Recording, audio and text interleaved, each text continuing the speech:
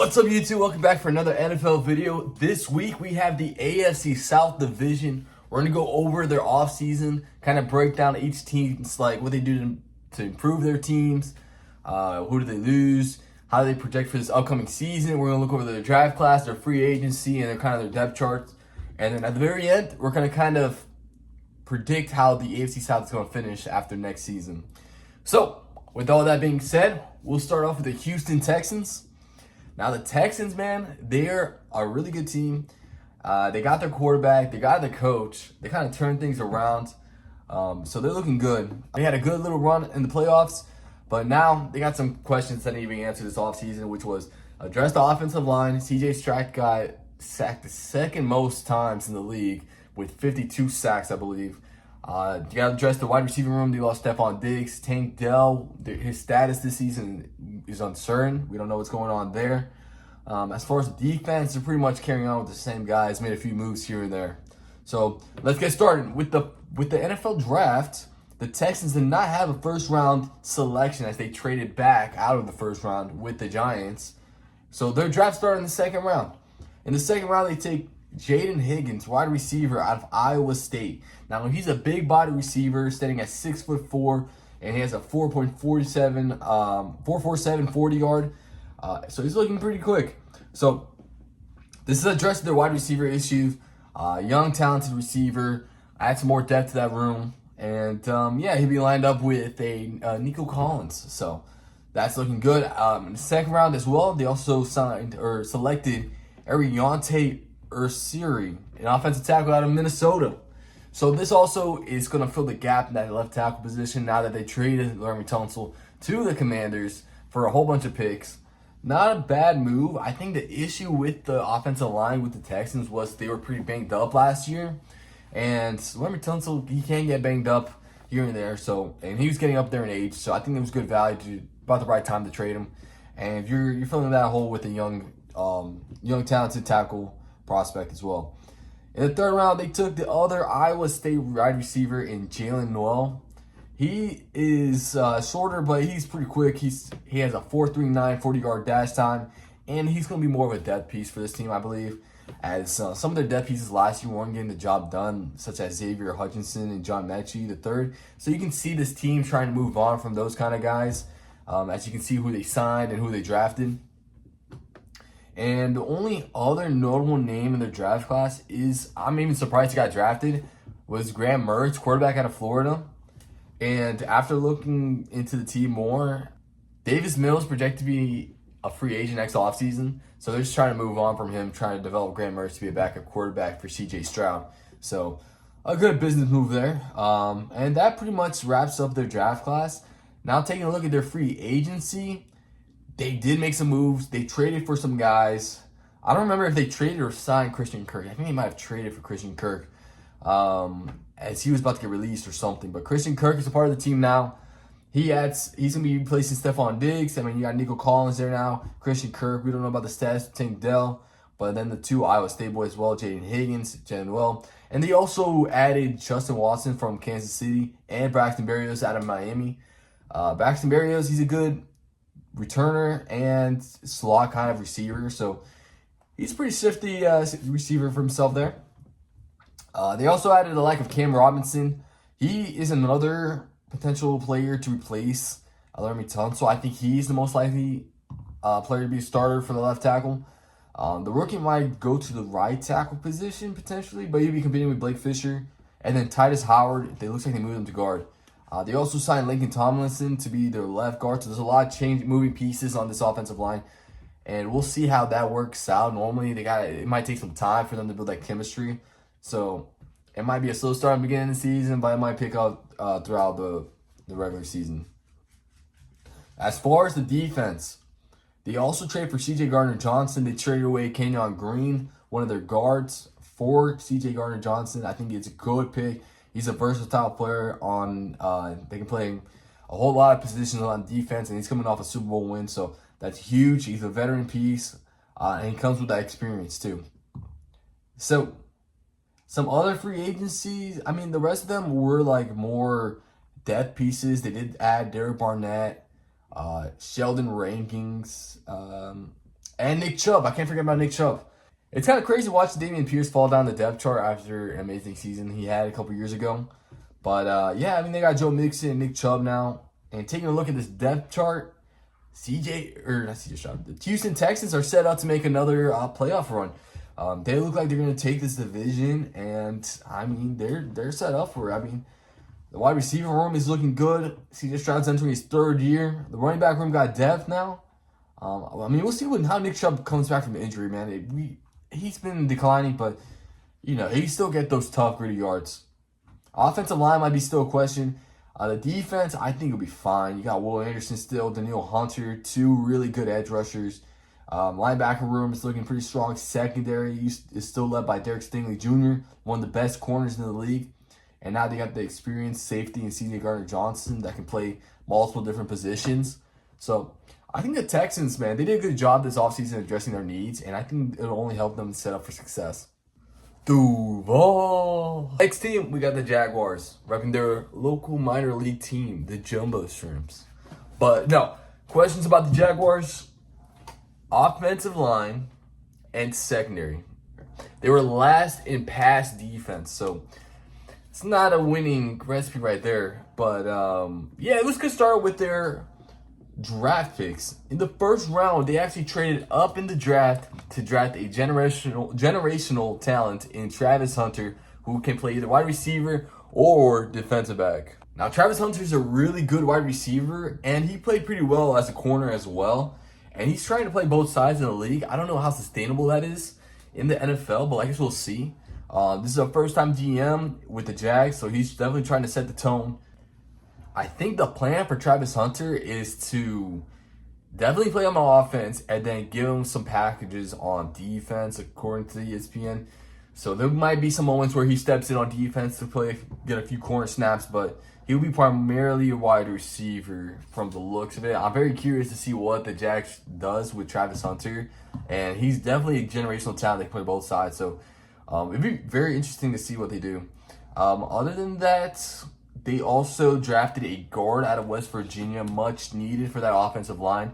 The offensive line was struggling last year to protect Trevor Lawrence, which I think partially played a role in Trevor Lawrence's regression last season.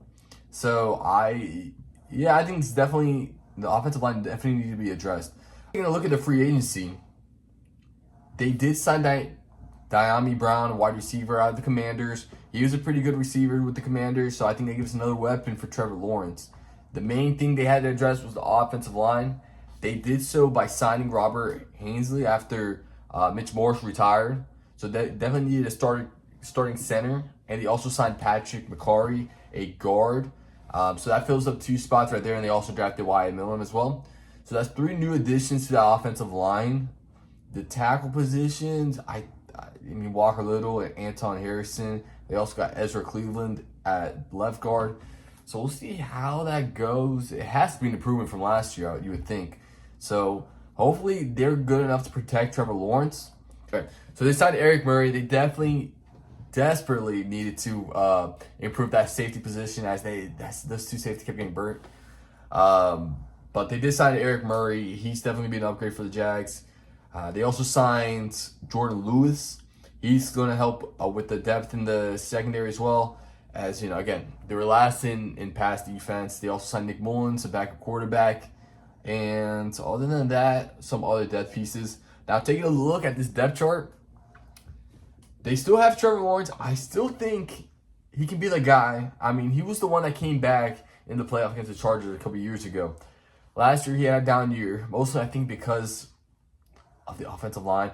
And they have Travis Etienne Jr. Now, him, I'm not too sure about. They might look to trade him. He did not perform all that well last year, as someone who drafted him in fantasy football, of course. But wide receivers, they still got Brian Thomas Jr. He could step up big. He was huge for them last year. Travis Hunter gives them another receiving weapon, and Dyami Brown as well. So they massively upgraded their wide receiver threats. Offensive line, I think, got improved. So that should help Trevor Lawrence out a lot. As far as defense, they still have Josh Hines, Allen. Not to be mistaken with the quarterback, Josh Allen. And they got that defensive line got worked on. You know, you got Tron Walker, they got Eric Armstead still. They have some more depth pieces there as well. So they're a solid defensive line. As far as the linebackers, I think they're pretty okay as well in there too. Now the secondary, I mean, they still got Tyson Campbell. He's one of the better corners. Jordan Lewis is going to help improve them. He's listed as a nickelback. And then they got Darnell Savage and Eric Murray in the secondary. So those two should help them out a ton, especially in the secondary. So this team, yeah, they improved. They might actually be competing for the AFC South potentially. I just don't think they're there yet. So I guess we'll see. I mean, if Trevor Lawrence can ball out like he was beforehand that year they made the playoffs, then I mean they could. But I think the Texans are just too good. So I don't think they'll be competing with the Texans just yet. Next team, we got Pat McAfee's team, the Indianapolis Colts. Now, the question with the Colts is, what are they going to do at quarterback? And how are they going to improve that defense? I think pretty much was their goals this offseason, especially the secondary. Did they address it? Let's see. We'll start with the draft. First round, they took Tyler Warren. I'm surprised Tyler Warren fell to 14 overall.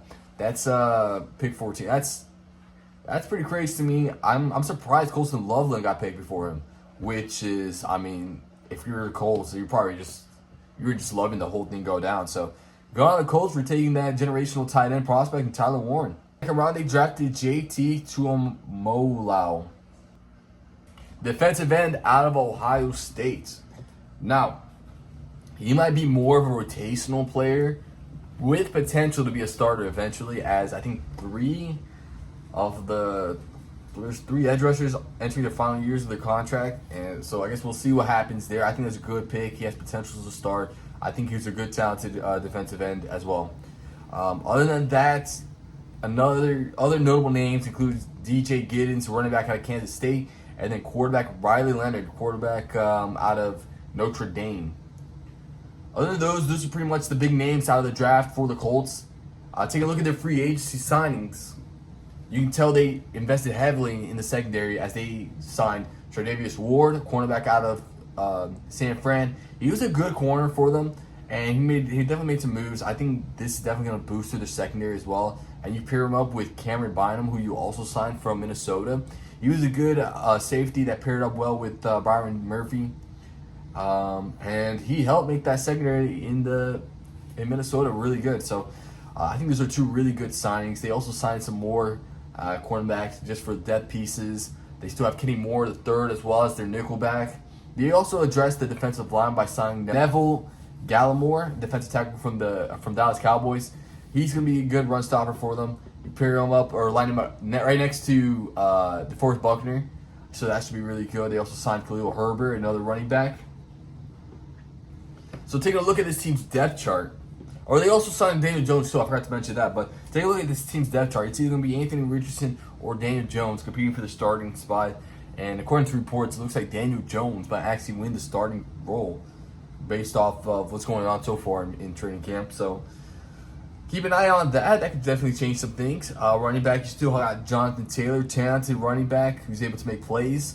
You got Khalil Herbert as the second string, DJ Giddens the third. Wide receivers, they kind of struggled to get separation last year. I thought they don't have a true number one guy, but they still have Michael Pittman Jr., Alec Pierce, Josh Downs, and Adonai Mitchell.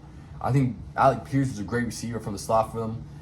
He was able to get some separation, but I think the other guys kind of struggled a little bit there. But now they got Tyler Warren. He's another great receiving threat for them. Offensive line might be an issue. I think they did lose some guys this offseason, but I mean, I guess we'll see, man. They still got Quinn Nelson. So we'll see what happens to the offensive line. Aren't you familiar with these guys? Now take a look at the defense. The last few years, they've addressed defensive line. DeForest Buckner, Leatu Latu. Now the edge rusher from Ohio State is there as well, but they also has Quiddy Payne listed as the starter. And then as for their secondary, I think it's massively improved as they added Tre'Davious Ward, Cameron Bynum, and they still have Kenny Moore the second. I said the third last time. I meant the second. So the Colts are a very interesting team that is a very boom or bust kind of team. All depending on the play of the quarterback. There's sometimes Anthony Richardson would ball out and then they'll just look like a good team. There's sometimes he just not stop turning the ball over, which cost them a few games. So I mean, it's all up to the consistency of the quarterback. I mean, Pat McAfee has also criticized the team for their lack of, dedication, passion, things of that nature, man. I mean, lack of commitment. So it could be just a culture thing in Indianapolis. And since they have a lot of questions, I can't put them too high on my prediction for the AFC South. All right, last team, we got the Tennessee Titans. Now, this is a very interesting team that had a lot of needs this offseason, and I don't know what to think of this team. I think they might actually surprise some people, honestly. Offensively, anyways. Defensively, not too sure what to think yet. I mean, let's go over their draft picks first. First pick in the first round, they had Cam Ward. They selected Cam Ward, quarterback out of Miami. They got their new starting quarterback. He's definitely going to start right away, I feel like. I mean, he's only competing with Brandon Allen, Will Levis. Oh, and Will Levis as well. But, I mean, I think Cam Ward's going to get the starting role immediately. In the second round, they addressed the edge rusher need and edge rusher out of UCLA. Man, I got to stop trying to pronounce these names. Other than that, some other notable names might be Shamari Dyke, wide receiver out of Florida, Alec Iomenor, wide receiver out of Stanford. So they definitely added some more weapons for him. And then they added a running back from Michigan.